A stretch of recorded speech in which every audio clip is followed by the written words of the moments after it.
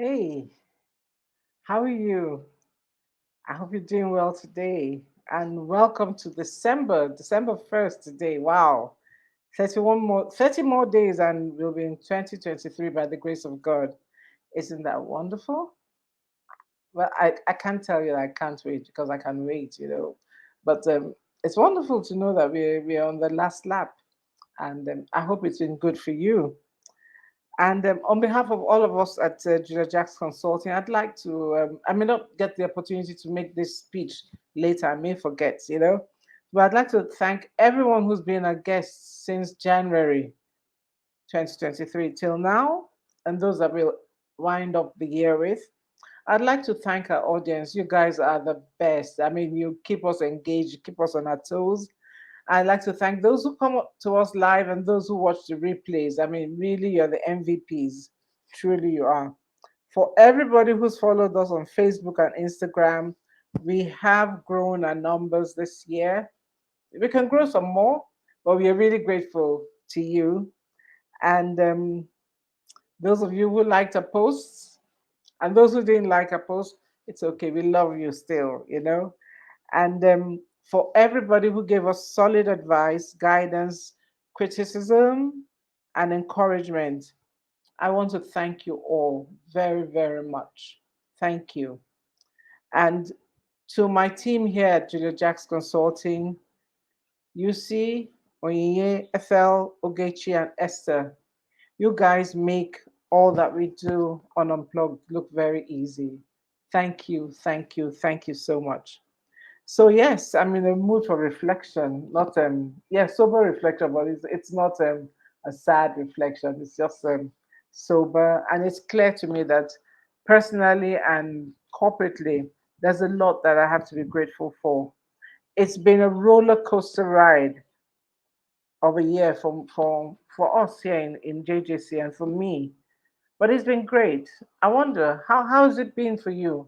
I hope it's been a good year for you. I really hope so. What have you learned about yourself this year? I've learned a lot of things because you can ask me later on in this conversation, but do share what you've learned about yourself, and we can all, yeah, do better together. So, unplugged. This month we're doing what we call the mashup. We love the mashup.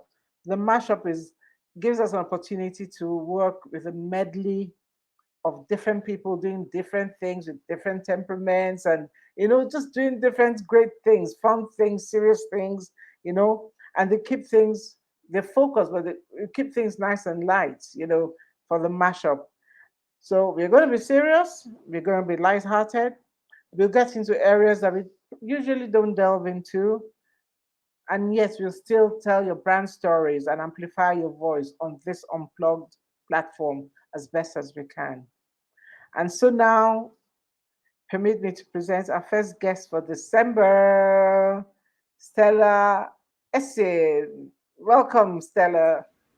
Hi, good morning. Good morning. Nice to see you. Hey, Hi, Essien.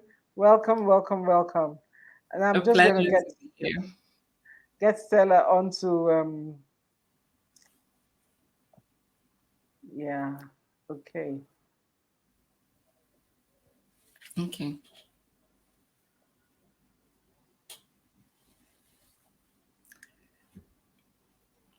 okay. Hmm. So, Okay. okay, All so right. there we are. There we are, Stella. I'm going to read a Yeah. bit of Stella's bio, Okay. and but I won't read all of that because there are things about her bio that I want to ask about later.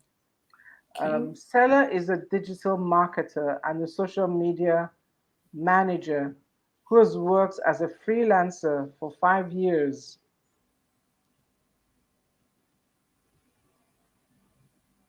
While she consults for a number of businesses, she directly manages digital media for the Bra Girl, Urbana Grill, Charlesdale Memorial School, and Brereton School. She's a graphic designer. She's got customer relations experience under her belt, and she understands what brand identity is. That's as much as I think I want to share with you for now. I'd like to dig into the story, and Stella has, okay, she's back. Okay. That's the beautiful thing about Unplugged. And I think we probably keep this format that anything can happen, and it usually has. Stella, you're off on Yeah, Facebook. I'm trying to fix that. Okay, there you are. Yeah. Okay. Hello. Okay. No, I'll tell you, when we first started, and this will happen. I mean, this glitches happen all the time, and UC would be with me at that time. I'll literally have a panic attack. I'll be hyperventilating, like, oh my goodness, I've got online. Oh my goodness, where's my guest? Oh my goodness, one day, I mean, that's a story we have to tell one day, but I think the good thing about life is that you just start, and then you start, you get better as you do it, you know. The So beautiful thing about the digital is that when you check someone who is established, their picture quality from like 5 years, when you compare it to when they started, the difference is always like, miles humongous.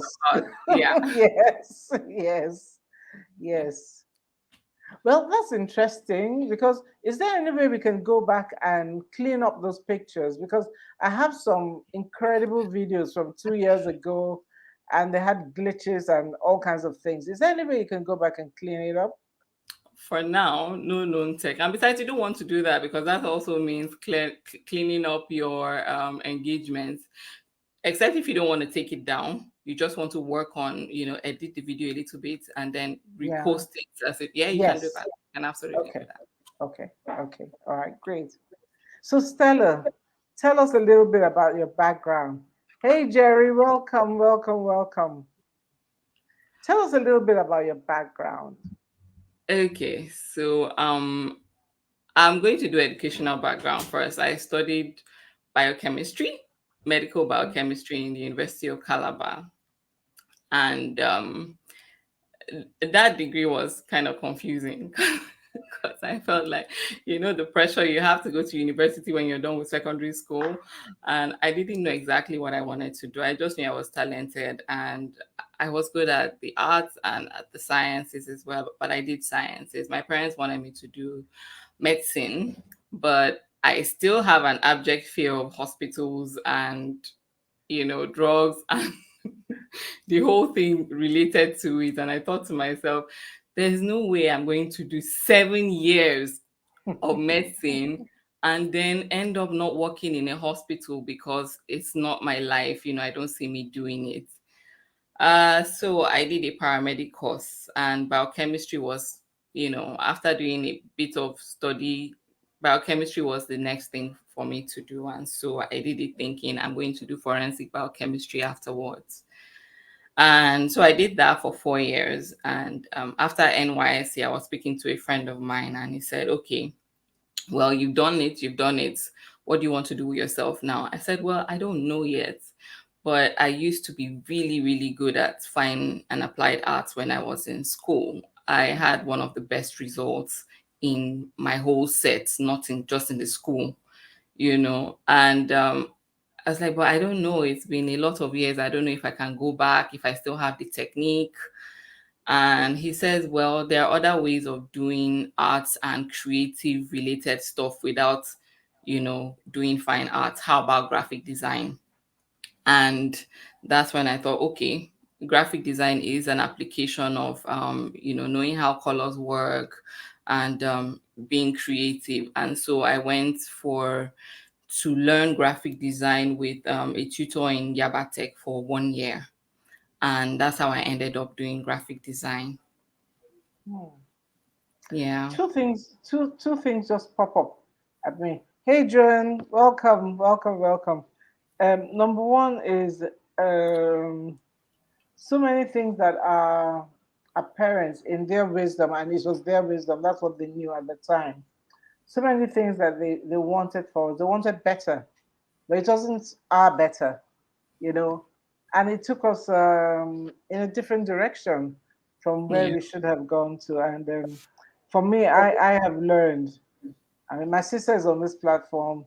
I don't know if she always wanted to be a lawyer, but she's a great lawyer. I mean, she can argue for for Africa. In fact, she can argue for the continent and give you all the points why why. I mean, I think she's a fantastic lawyer, you know. And when my father finally realized that he wasn't going to get a doctor out of me, it was like Mm, maybe you'll be an engineer, and he put what they call further maths for me as well as one of my subjects. And I quietly went to the principal and I said, "You see this further maths, eh? mm, It cannot work. Let yeah. us just manage Other math is tough. the normal the normal maths." and Yeah, I and did further so math, so I can relate. so I having gone through that and finally found my way to what I would call my true north now. I I think it's very important for us to know who we are, what we want to do, and also not force our children or even younger siblings to do different things that are different from what they Yeah. really want to do, you know. And the Hmm. second thing that occurred to me is do you think that you can't be a fine artist again? Do you think so? Ooh, um, I probably can, but that would require me. I like to do. I see myself as a passionate person. Like I do things like 100. I give things like 100%. Energy. And if I want to focus on the arts, it would mean me going to study again, Mm, and really giving that a lot of focus. And I'm just not there right now, especially because as an adult, you don't exactly have financial backing of parents anymore, and you have responsibilities to take care of. So you have to think about that. For now, though, at this stage of my life, it's not an option. So maybe much later, when I'm at another phase of my life, I could just say this is something I want to explore again, and that becomes, something for me then. But something. right now, no. Okay.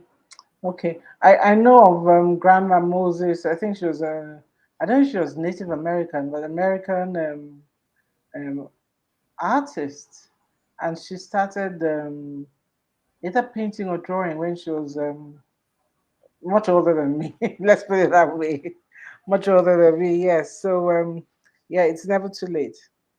Yeah. So yes, so that was your educational background. And tell us what the 15-year-old Stella wanted for her life. Ooh. The 15-year-old Stella was a bit scatterbrained. And now I work with schools now, and I see that children, good schools, the children start getting counseling from very young. Mm, When they hit teenage, from 13, they start getting counseling. Direction. They get exposed to what kind of skills they have, and that's very fantastic. But I didn't have that. I was just a smart kid, in nerdy in a way. I was a nerd. So I used to have my big, and I loved learning. I loved school. I loved learning, and I was gifted. So I knew a lot of things. I was good at a lot of subjects. Uh, but no real direction. And my mom wasn't didn't have the necessary education to guide me. My dad, who did, wasn't around. He was mostly out, so I didn't really have a direction. But passionate teenager, I still the same way. Love to give 100% to whatever I love, creative, and I like to learn by myself. As much as I loved school, you would still find me teaching myself stuff. So I would always have a lot of textbooks in my bag, mm. because yes, because I felt like the best teacher is myself, because I know how I learn. So yeah, that was 15-year-old me. And yeah, I'm the first, so I didn't have a lot of older influence. It was mostly me. and I'm an introvert, so that's not a very good combination. That's a very good combination for a loner. But yeah, it turned out all right. I'm still an introvert, but I can hold myself in the public now. So yeah, that's how my life went. You know, I wonder about these labels we give ourselves. I mean, I used to tell myself, my sister is here, my brother too. They're both on this platform today. And hey, Jerry, hey, Essien, and you guys can speak to this. I know I used to tell myself I was shy, and that's because my sister was absolutely, she could talk to anybody. She could talk to anybody. She didn't always want to talk to them, but she could talk to them. She had that ability to start a conversation. And I Yeah. remember very clearly. There's a time we went to a restaurant. I went to visit her um, when she was studying law, and we went to a restaurant, and it was a Chinese restaurant. And I didn't make the wrong order. I ordered exactly what I wanted, and the waiter brought the wrong order. And I asked her to help me tell the waiter. Now I was a big teen then. I was about 19. I don't know if Jerry, if you remember that. I was about 19. And I told her, please ask him to change the order. And she said, what's wrong with your mouth? And I said, oh, but he may not listen to me. And she Oh, said, then you eat what you have in front of you. You either open your mouth and talk, or you eat what you have. And I think these labels, we need to really be careful about that. I mean, in one of my other lives, I'm a transformational coach, and I'm very careful. I challenge people about these labels. Many of us, when we are in the spaces where we can talk, I mean, look at you. You and I are talking now about stuff. I mean, yeah. I would Oh, have that called was myself 15-year shy. old me. Yeah, yeah. But 15-year-old who is all over the place, you Yeah. know, you know what I mean? And then they'll say, "Oh, you're the shy one," or "This is the Yeah. one that always comes out." This, and we believe those things, and sometimes we take them until when we are older. But then Mm-hmm. Yeah, that's neither here nor there. absolutely. I was watching the Absolutely. comments to see if my sister would say anything if she remembered that. But I remembered, and it made me learn how to speak up for myself. And then Yeah. when I finished university, and I went back as a lecturer, University of Calabar. But I'm not a Malabite or Malabite. Oh, Nah, I'm not. okay. Why? No labels. No, no, no, no labels. I just went to University of Calabar, you know, and Okay. all of a sudden, actually, during my youth service, I was suddenly confronted with having to lecture upwards of 130 people, and I'm still calling myself shy. Okay, you understand? You just couldn't be. You couldn't be. You couldn't be. Yeah, that brings something you just said now just reminded me of what I was like even younger. I used to run away from public speaking or anything that put me out in the public. I hated it. My mom used to try and nudge me to go to the front because I mean I was the head girl in in um in SS3, and that comes with sort of public responsibilities, but I used to run away from them so much, but my mom would keep pushing me out there. So yeah, I know what it means to have to take a public position and you just want to hide. Yes, yes. But I agree with you. With counseling children, it would be good to get them to speak up. Yeah, get them to speak up. Yeah. My job, in my profile I said I worked in a customer relations position where I was also managing, and that's kind of what brought me out. And I realized I can speak. I can talk Mhm. to someone and convince them to get something, or convince them to, and they trust what you're saying. And then I thought, okay, this is not so difficult after all. If you have something you're passionate about saying, or if you had something to say and you spoke up, nobody will bite you. You'd be fine. They'll listen and they'll do what you want them to do. So that True. was that brought me out some more. Yeah. Yeah. I believe what's not inside you, if it's not inside, you can't come out, no matter how you try. So it was there. It was just waiting for the right circumstances to come out. Yeah, Yeah. it was there. So Okay. my next question, one of my all-time favorite songs is I'm Every Woman by Shaka Khan. And yes, to you millennials out there, Shaka Khan, that was Shaka Khan's song. You know, some of you might argue it was Whitney, and Whitney did a great job, but ask Google and it'll tell you the truth will set you free. So many of us men and women, we come from different places. Our journeys are very different, our experiences, our personalities. We carry so many lives within us. So, how did you journey from that nerdy 15-year-old to this millennial who is a who is a graphic designer, digital marketer, and social media manager? How did that journey happen? So I'd say that I'm one person who believes in not rushing, taking my time, and in my few years on earth, I've realized that every phase comes with what you need for the next phase, right? And yes, so everything that has happened has just sort of culminated to this person. The fact that I was a nerdy student who liked to read probably opened me up to knowing how to write. Now, I didn't read a lot of novels. I wasn't a fiction, or, I didn't do that, but I was more like an academic reader. I love to learn things. So I read a lot of textbooks, and that helped my writing skills. Um, and then doing my working with Stonebridges as a customer relations person exposed me to speaking with people, and mostly in the area of marketing. It was always soft marketing, it wasn't like direct marketing, but I learned that whatever you said to people, if you communicated the vision and the passion behind what you're doing, and you could get someone to see that, not only will they patronize you, they become loyal to the brand. And not only would they be loyal, they go outside and they're talking about you. And that for me was a game changer.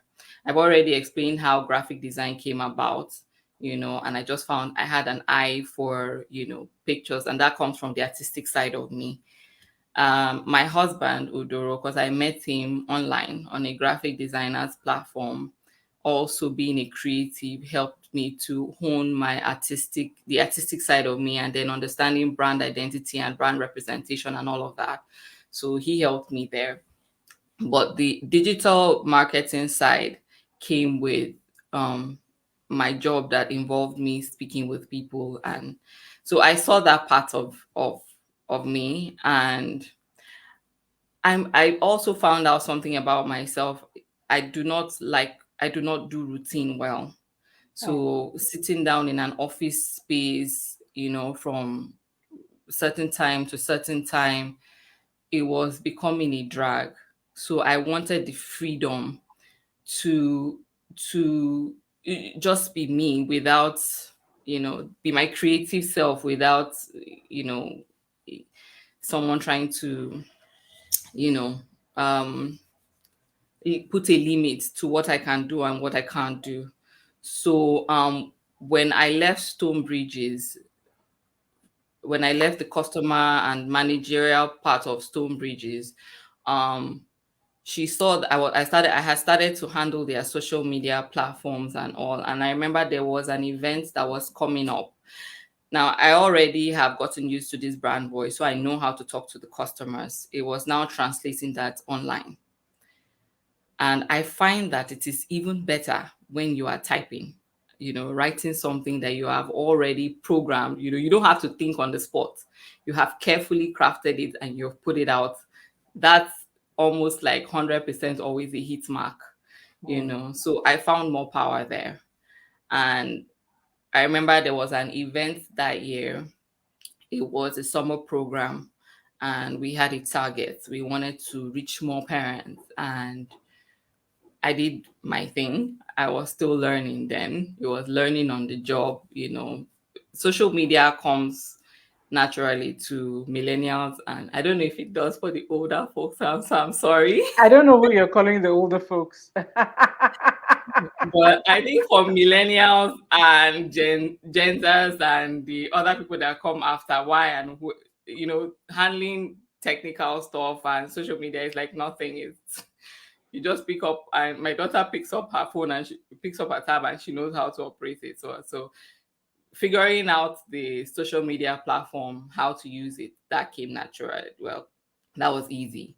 Then understanding the algorithm and how things work and how you what you put out and how people respond to it, that came with experience, with doing it. So I remember that we had a summer program and we had a target and we exceeded the targets, and I sat down and thought to myself, okay, I could do this, and I did it. I didn't even think I was going to do it like like a career or a job.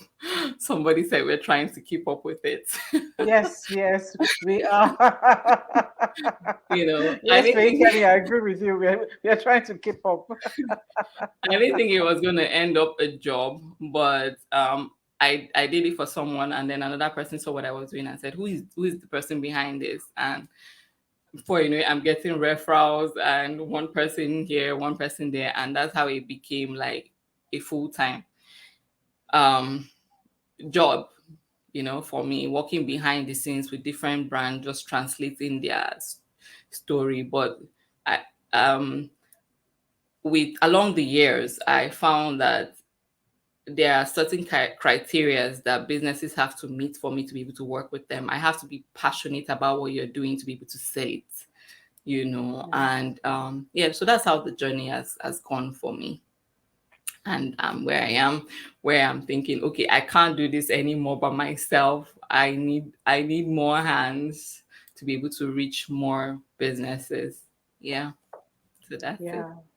That's the one thing I was going. I was when I was reflecting on.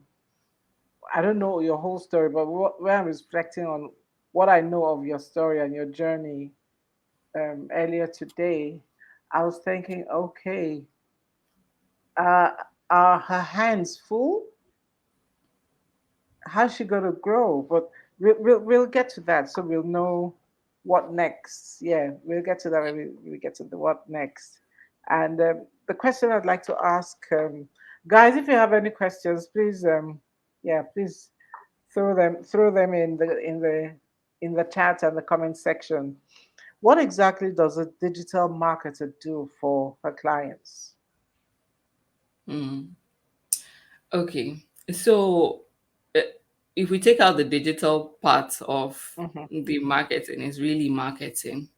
Is and for me, because I did a bit of offline marketing, I look at it from the angle of not just getting people in, but multiplying that effort, by getting those people to also become, your marketers and take your business out. So if that's the offline version of it, that's what people try to do with their business because you want to grow. And for you to grow, you need patronage, and you need that to multiply. Now we add the digital part to it. So that's just doing the same thing, but now doing it online. And it's beautiful because online there is no limit to the number of people you have access to. Offline, there could be a limit, even if you do newspaper and magazine publications, you're still limited only to the people who are patrons of, those magazines or papers. But online there is no limit because everybody uses Google. At least everybody goes on YouTube to check stuff. Even my mom sends me YouTube videos on WhatsApp, so everybody does that. And so online you just have this myriad of platform that reaches everyone, and you can put your business in front of them. And not just that, you build I've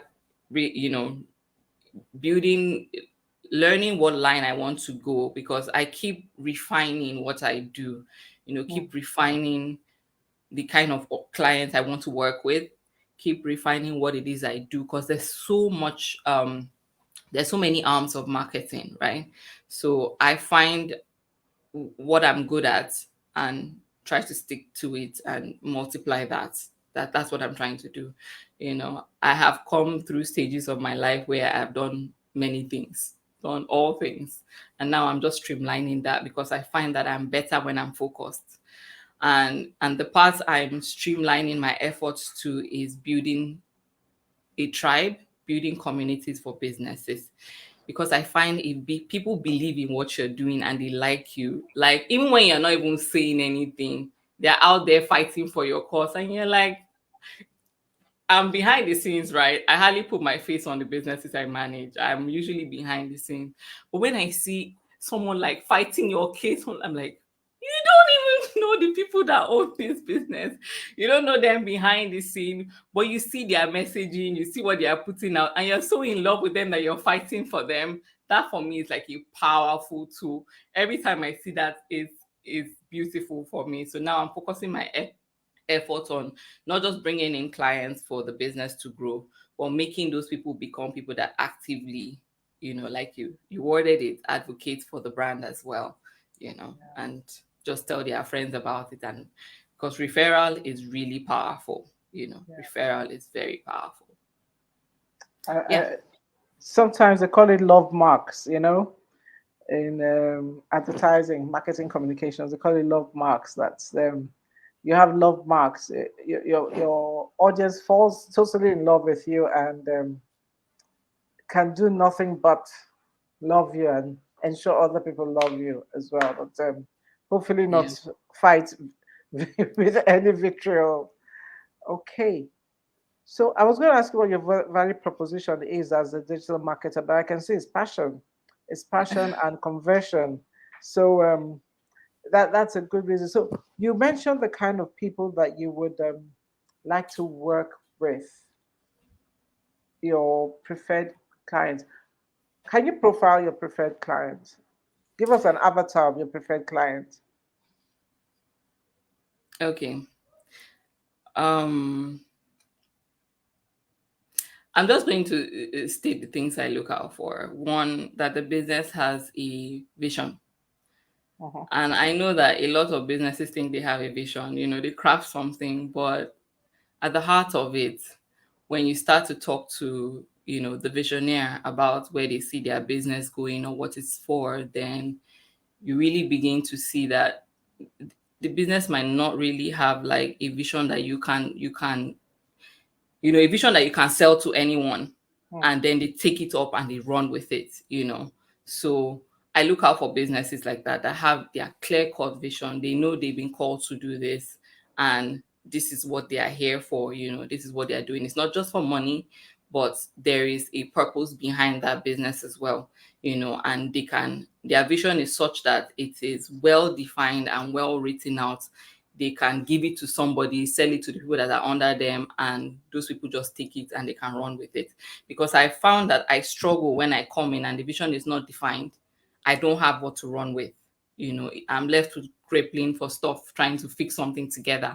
Like I said, I don't want to do everything. I want to stick to what I'm good at and just focus on that.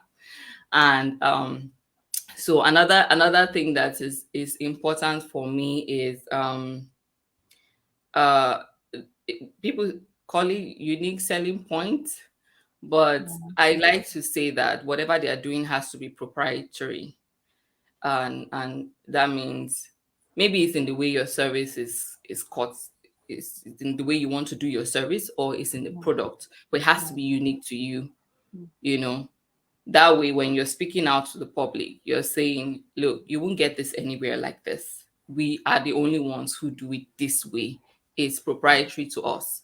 So it's USP 2.0, And when it's like that, whoever is working with you can confidently, market you anywhere, talk about you anywhere. And that's the thing that, sort of pulls people in. It's like, we can't get it like this anywhere, so that's why we're here. Yeah.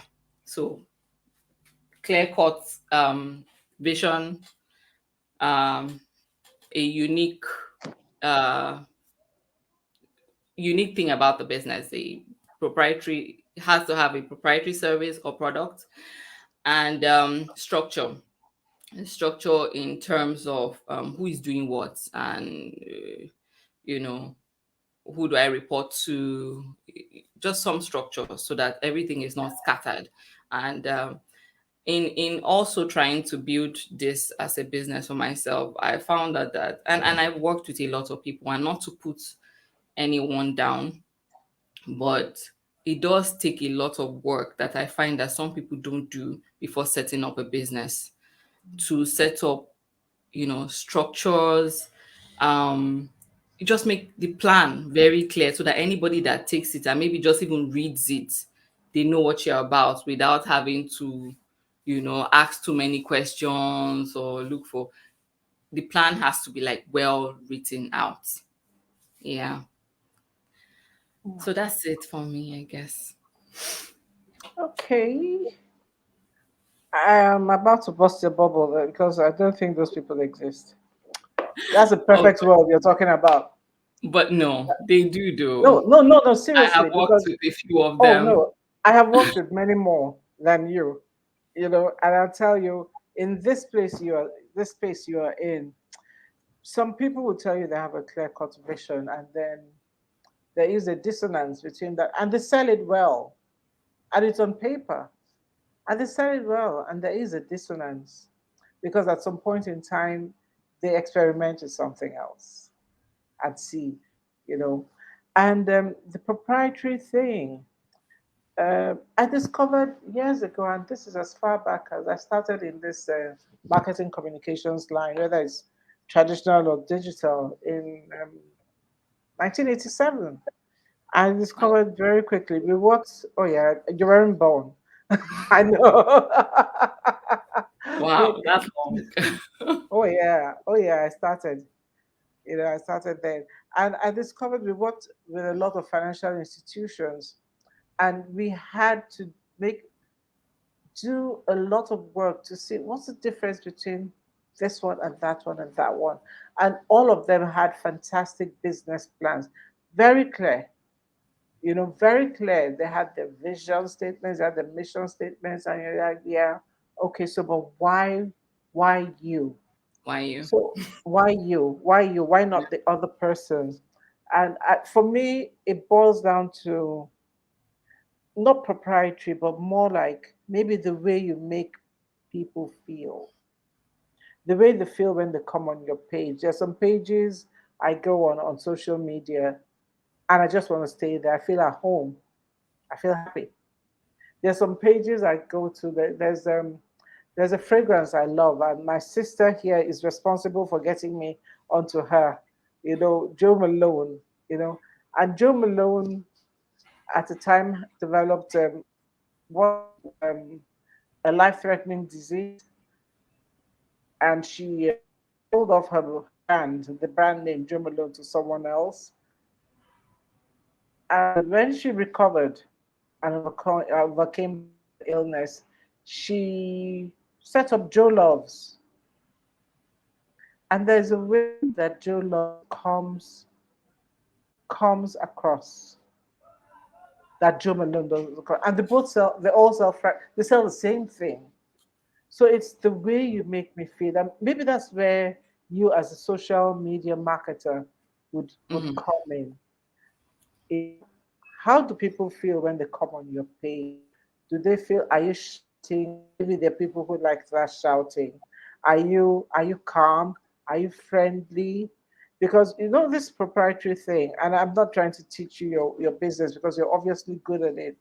But I just wanted to bust your bubble a little bit, just to tell you that, girl, every you see this one is a cup, is a mug, is a mug, is a mug. Why would we buy from these people rather than from the other people? So when I said proprietary, I said product or service, Mm-hmm. which means But it you see, could there's also emotional be as the well. way It's you emotional. serve. Yeah, Yeah. so that's it. In the way you Mm-hmm. serve, there's Mm-hmm. something that is different, that somebody else probably doesn't do in the way that you do. So you could be selling a product, but the way you serve people, is unique to you. Like there's something that makes people attached to you because there's just a different way that is unique to you. So I feel like businesses have to find that. How are we going to present ourselves to people? And this has to be sorted offline first before the digital person can even take it up, you know, Yeah, because but why then can't the digital person help in that process? I can definitely help. As a matter of fact, I find Because myself, you already removed yourself from that story. So no, guys, I come to don't. me. I can help you. When I Okay. finish helping you, yeah, she removed herself. We help Because people. because We do help people. Yeah. there is so much more involved in digital marketing that is outside the brand building part, right? That's why I don't want to do a brand building part for someone, except I'm coming to the brand building part. Because when you now have to take out what that person has crafted and now put it in a voice, you have to find a voice for the person, for the Mhm, business, because um when people are reading is different from when they're hearing someone speak, you know. mhm. So and most of the things we write, because now we're doing video, thank God we can speak, even though some brand owners just like to hide behind and don't want to show their faces. But you have to figure out a way to take what they have written about their business and who they are behind the scenes and create a voice and a tone for it that you bring it online for people to identify with, right? You have to think of creatives, that's in terms of pictures, videos. What do we put out to get people to see what we want them to see, you know and get what we are trying to pass across to them. So thinking of creatives, thinking about the kind of graphics to put out, the kind of videos to put out, the kind of pictures will get their attention and pass the message at once as they are seeing it. Those are some of the things that goes behind, that digital marketing proper has to do it. What kind of influencers and partners should we work with that would that align with where we want our business to go to, and where what we are seeing for ourselves.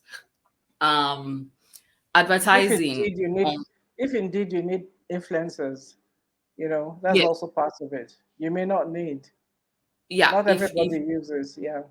if you feel that you need, but you do have to have a budget for advertising.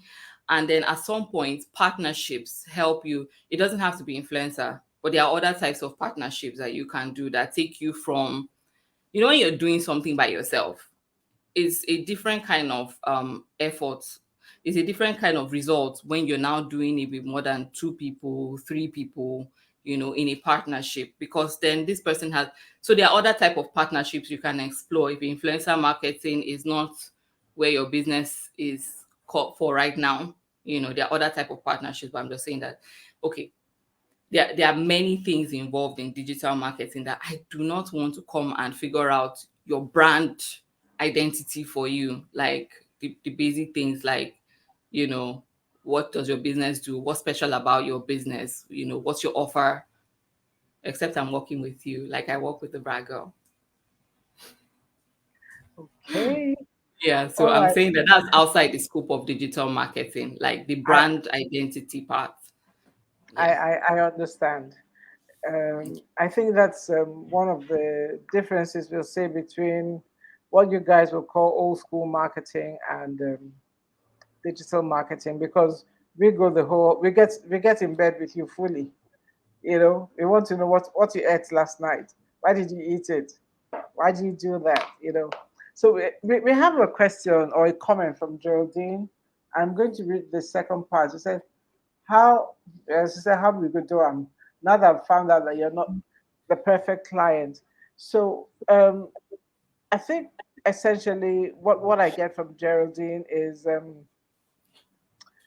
it possible to work with growing businesses, and growing businesses, and mainly growing businesses run by women, started and run by women, is our forte at Gina Jackson Consulting. We work with men, but I have nothing, how would I call it? No shame about saying that Yeah, that's where There are some my men in the comments.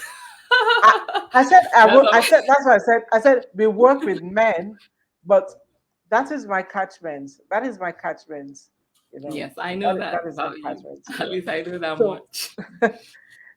if a growing business does not know what they want to work, but they don't have a clear. They want to be present, but in a digital space or a marketing space, but they don't have a clear cut vision, but you feel that passion that you said you feel, because there's usually that X factor that makes you think, I can work with this person. It's something that you really can't put, you can't define, but you say, yeah, this person has something I can work with.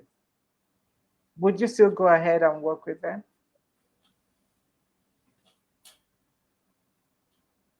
Okay.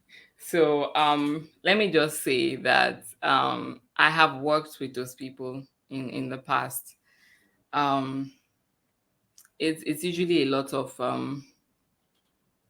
it takes away from the digital aspect. So we do I so like I said, I can work with someone if I see that what they have is good, and we can sell it because it is unique, one, either in their service or in their product. What they are doing is there's a purpose, or because I sort of, you know, I learned now that there's more fulfillment when or there's a lot of fulfillment when your work is your ministry.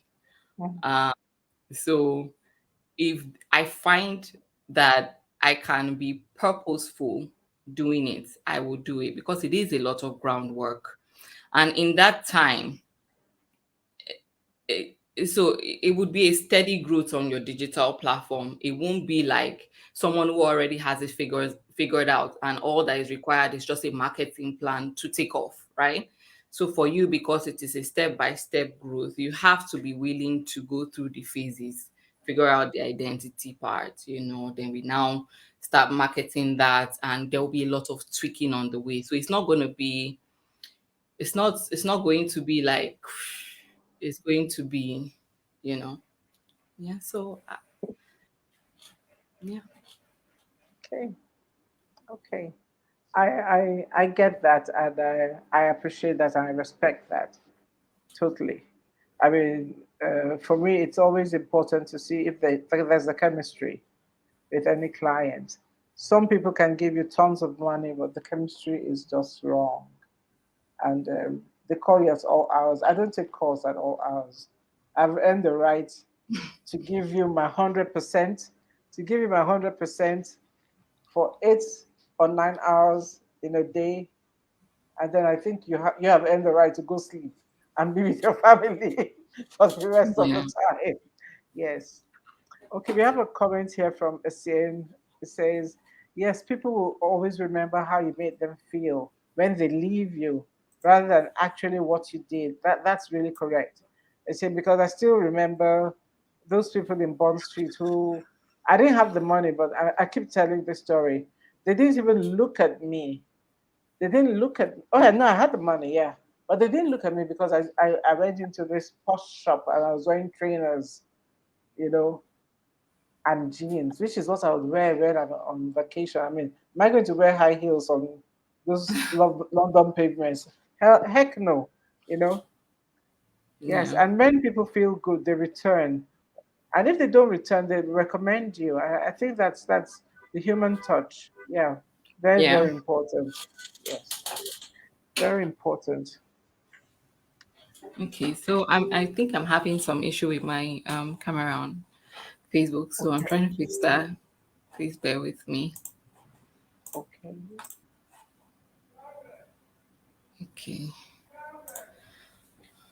Okay. Well, good thing we can hear you. Sometimes I mean, I think this has been one of our greatest unplugged so far because sometimes the person gets tossed off like 10 times in 1 hour. Like, oh my goodness. Or I get Yeah. tossed off, you know. Yeah. Okay, so what I'd like to know is how would Is it possible? And this, I've been asked this question for I think 2 years now. Is it possible for a group of maybe similar growing businesses?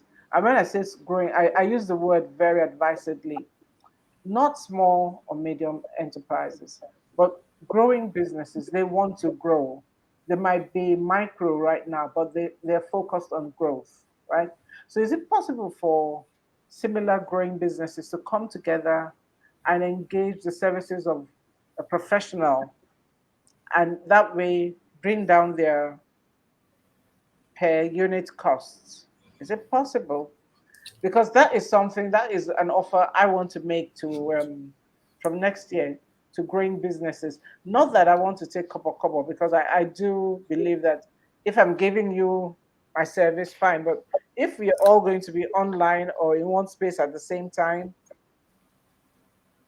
it's the same people I'm talking to. Like now, I could talk to 20 people at the same time. So would that be something you'd consider? No. Okay, why would your answer be no? Because you because remember you're a growing business as well. you don't, those businesses will not be represented online as a collective. They will be represented individually. So it's, even if they are coming together, except they want to be represented online as a collective. Yeah, that's an entirely different thing. That means they'll have one page representing the collective, right? Yeah. Otherwise, I would still have to be working with them individually as, individual brands. The work doesn't reduce just because they are coming Mm, together to reach out to I me. understand, but if the needs are generic at that point, and when they want to scale it up, they come to you because there's some generic needs. There's some generic information you can give people. You know. Well, maybe Okay, think about it. Let me not put you on the spot. Maybe you think about it. because I almost, I can say I do not quite understand the proposal. So maybe, Okay, let me give you an example. Let's say fashion designers, 10 of them come together and say, how can we project ourselves, right? Better. How can we market ourselves better on social media? And you're not going to get into their colors, their logos, everything. You can tell them, yes, you need a brand voice. This is what a brand voice is. You need logos, and then you can partner with, I mean, you and I can have a beautiful partnership where you move them to me and I move them back to you. When we finish cooking them, move them back to you. And okay. you know, So I think I think I get it. So kind of like walk them through what to do. yes, walk them Oh through yeah. what to do, what to expect, and they pay you. I'm not talking peanuts here because anybody who wants to pay peanuts can get a monkey. Will get a monkey. I absolutely know that. Yes.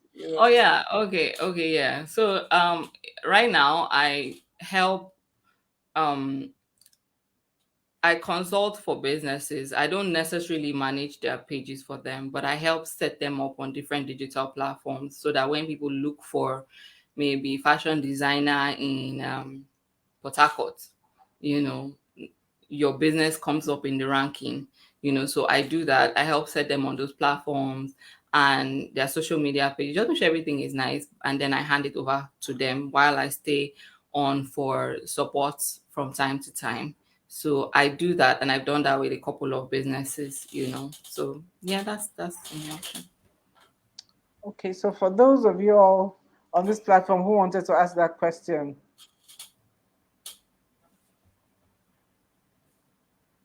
I've answered, she's just answered it for you because I asked her. Okay, nano enterprise. No, Jerry, what is nano enterprise? She just said Sweden has introduced the word nano enterprises. That's even smaller than micro. My goodness, is that half a person or what? I don't know. I don't know. I don't know. Times have So changed from when the yeah, SME word was, everyone now is doing some business or the other. Everybody. Everybody is, and that's why I have very deliberately focused my for Julia Jacks Consulting. Our focus is on people who don't want to stay small. We don't want people who hustle. Hustle is a four-letter word for us. No, no, no, no, no, no, no. Because the hustle is anything that comes, you're gonna do it. You're gonna Mm. smash it. If it moves, you smash it. Today is rice, tomorrow is Gary, tomorrow is goat, and then one day you just say, "Yeah, please see me as a serious business." There is a place for that, but we can't work with that effectively. We want to work with people who have a focus and who want to grow, and then that other four-letter word, apart from hustle, which is who want to make money. And that is something that we found that now, Stella, tell me what's your experience been, because one of the things you didn't mention was clients who are profitable. I like profitable clients. I like money. It's good. It answers a lot of things. So I don't have that as one of my criteria because I believe I have a role in making that business profitable. That's what I'm doing online. That's digital marketing. I have to make sure you make money. So if you're not making money right now, but you have everything else set up in place, you have a good product or service that can sell, we will make money. So Okay, so that's what I'm talking about. It has to be a business that is yeah. profitable. Yeah, because if they're not profitable, they're not going to pay your fees at the end of the month or the quarter. You know, for sure. You know, Yeah. yeah. I know. I say I work mainly with women. Women kind of put money last when they're talking about what they want from their businesses. But yeah. So I'm not putting it first, but believe me, it's not last. It's not last at all. So guys, you have questions for Stella? We have 3 minutes left, and I have questions for her, but I just want to give you the chance just because I'm such a nice person. I am. I am. Oh, you You are. know. I knew. Okay, while we're waiting, let's find out. Let me find out about feedback. Okay. How do you get feedback for yourself and for your clients? And how do you use this feedback?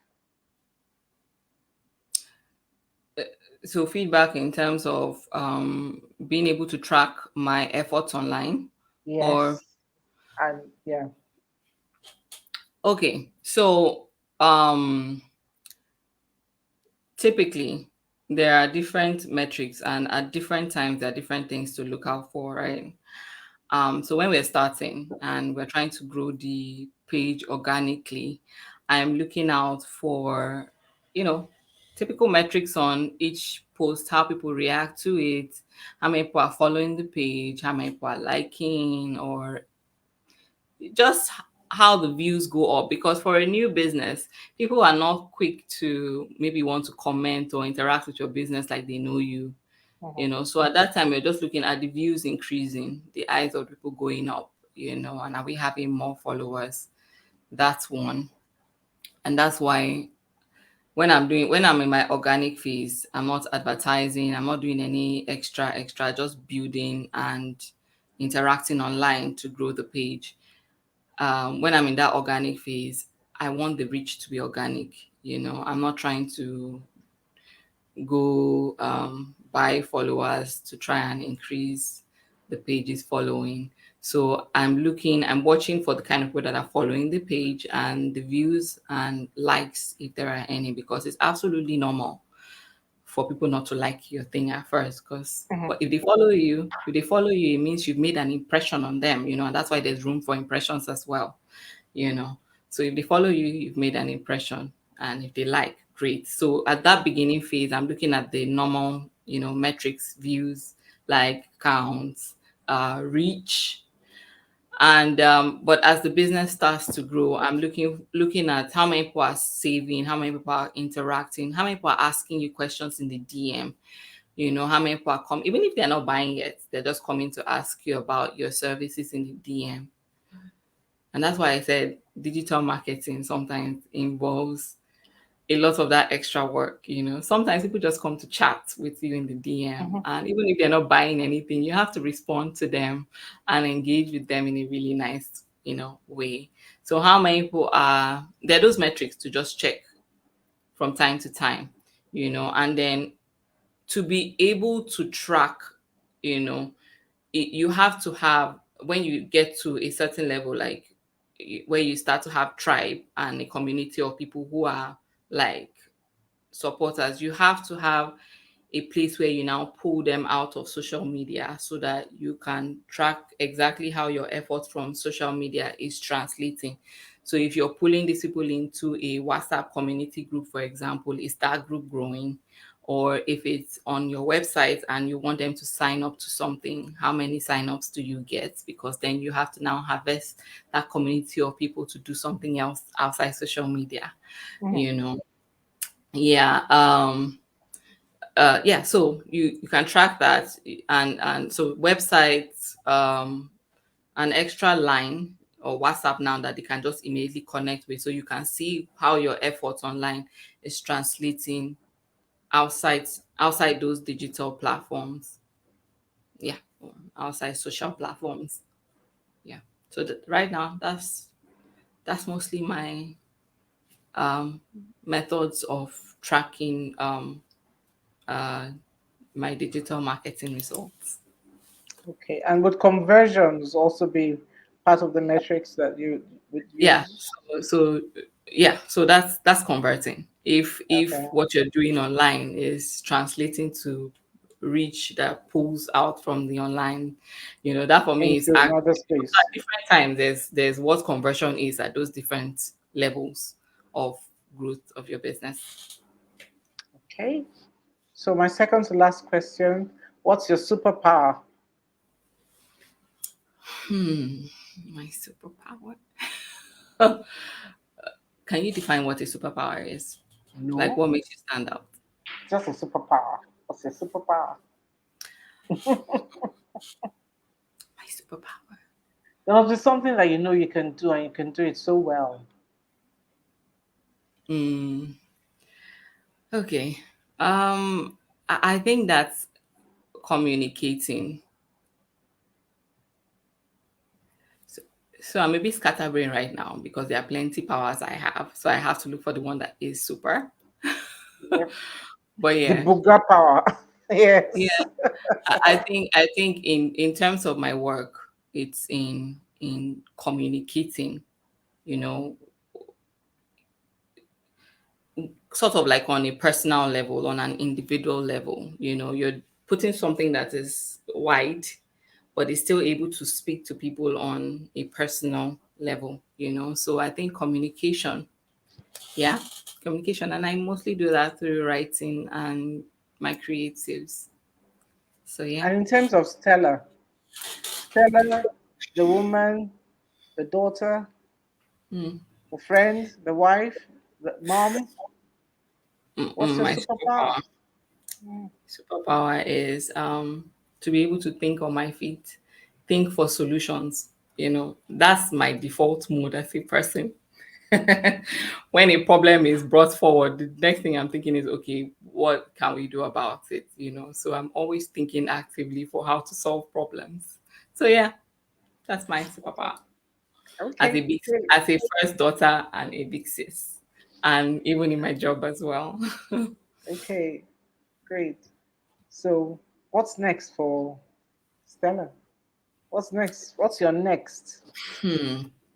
My next, which is maybe even now, is bringing in more people to do this with me, because I have found that I can't do it on my own, and there's no way to grow doing it on my own. So I'm, and the picture gets clearer as you start working on it. It just gets clearer and clearer. And I think I went out with my family on Sunday and I met someone, a young girl who says she's a copywriter and a content creator. And I was just having a chat with her about my plans and bringing her on. And I found that when I was chatting with her about it, I was really excited, not just about um, doing this now, reaching more businesses, but bringing in creative minds as well and seeing just what they can do. That purpose driven, and then seeing what they can do with it. So that would be next for me. I've struggled a little bit with teaching what it is I do, and I know that it's kind of what is always out on there. Monify your knowledge, talk about what and I've struggled a little bit with that. But a huge milestone for me would be now talking about the things I have acquired in my experience as a digital marketer, and then bringing in more people you know to grow with that knowledge and information, and be a part of an agency that is committed to helping purpose driven businesses to reach more people and grow. Yeah, so that would be next for me. Oh, thank you very much, Stella. Thank I you. I thank you for sharing with us, being as open and as you are to us, and thank you for being our first guest on Mashup. We Thank you. wish you, if we don't see you, which is very likely, I'm going to see you, at least have a chat with you. But I want to wish you a Merry, I want to wish you a Merry Christmas. Ah, Yes, Merry I want to Christmas. wish you a Merry Christmas. And I want to encourage all of us who are running our businesses. You need to look for professionals. The professionals are there. That's why we bring them here every week, to talk to you. And you can reach out. I believe that in life, everything is negotiable. You know, I may not have the money now, but you know what? I'm gonna have it. So, girl, how can we grow together? Everything is negotiable, you know. So, Stella, we'll be part of each other's success stories. Okay? I'm looking forward to that. Deal. So thank you everyone on Instagram. Thank you for coming on and staying on. Thank And to you. everybody on Facebook, mwah, thank you. Thank you. See you next week. We have two more episodes before we kind of slow down a little bit for the Christmas so that they can recalibrate and come back, and you too can recalibrate. Thank you. See you next week Thank you and so much, bye. Australia, for this, because I'm also a benefactor. I benefit from uh unplugged a lot. So thank you. Thank you. Thank you very much. Bye. Bye for now. Bye. Bye.